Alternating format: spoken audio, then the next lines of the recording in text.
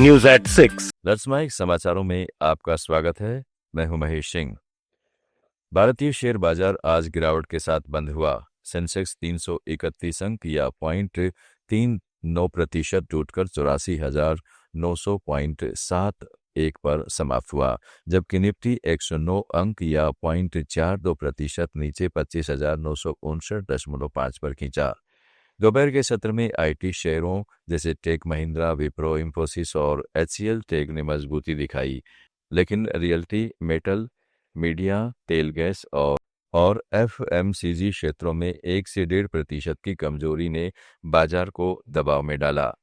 प्रमुख हारने वालों में JSW steel, Bharat electronics, Mahindra and Mahindra, power grid और मैक्स हेल्थ केयर शामिल रहे। वहीं मिड कैप सूचकांक 0.3% और स्मॉल कैप 0.7% लुढ़का। बाजार की अस्थिरता एफ एंड शो अनुबंधों के रोल ओवर और वैश्विक संकेतों से प्रभावित रही, जहां अमेरिकी नौकरियों के आंकड़ों में ब्याज दरों की अनिश्चितता बढ़ाई। भारतीय सराफा बाजार में सोमवार को सोने की कीमतों में करीब 1700 रुपये प्रति 10 ग्राम की तेजी आई, जबकि चांदी 3000 रुपये प्रति किलोग्राम तक महंगी हो गई। दिल्ली और जयपुर में 24 कैरेट सोना 1,25,980 रुपये प्रति 10 ग्राम पर पहुंच गया। वहीं 22 कैरेट 1,15,490 रुपये का रहा। मुंबई में ये 1,25,830 और 1,15,340 रुपये पर बंद हुए। चांदी सभी प्रमुख शहरों में 1,63,900 रुपये प्रति किलोग्राम ट्रेड कर रही है। सप्ताह के पहले दिन इस उछाल से निवेशकों में सतर्कता बढ़ी है, क्योंकि वैश्विक बाजारों में डॉलर की मजबूती और अमेरिकी आर्थिक आंकड़ों का असर दिख रहा है। दुनिया की सबसे बड़ी स्टील कंपनी आर्सेलर मित्तल के मालिक और ब्रिटेन के टॉप अरबपतियों में शामिल लक्ष्मी मित्तल ब्रिटेन छोड़ रहे हैं।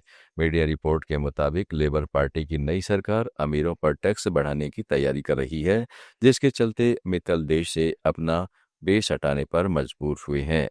ब्रिटेन में 20% तक एग्जिट टैक्स लगाने की चर्चा है। साथ ही कैपिटल गेन टैक्स भी लगातार बढ़ रहा है।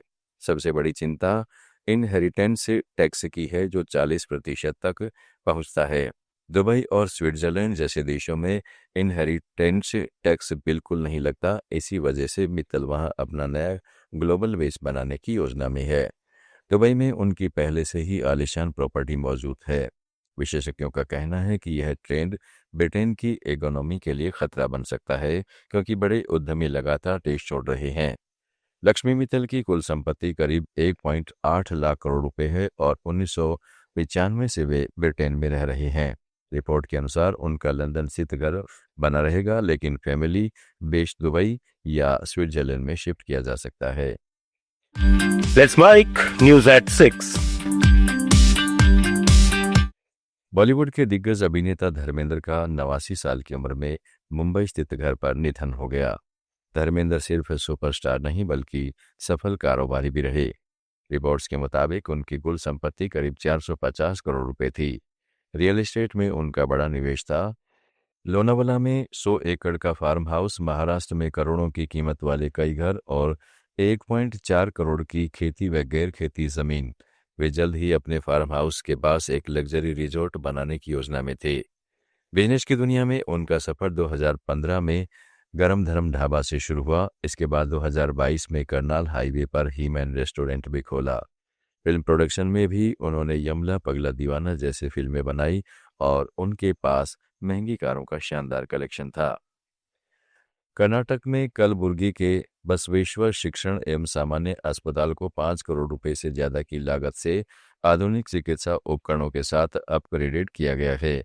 हैदराबाद कर्नाटक एजुकेशन सोसाइटी के अध्यक्ष सशील जी नमोशी ने हाई डिपेंडेंसी यूनिट का उद्घाटन करने के बाद मीडिया को बताया कि मरीजों की बढ़ती संख्या को देखते हुए अस्पताल की चौथी मंजिल पर 40,000 वर्ग फुट का नया इमरजेंसी केयर सेंटर बनाया जा रहा है।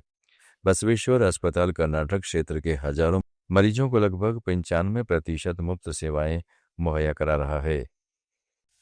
आप सुन रहे थे let's mic more than radio. Follow कीजिए हमें हमारे सोशल मीडिया प्लेटफॉर्म्स पर। It's time for news. It's time for more than radio. Presenting the first radio news app, Let's Mic. Let's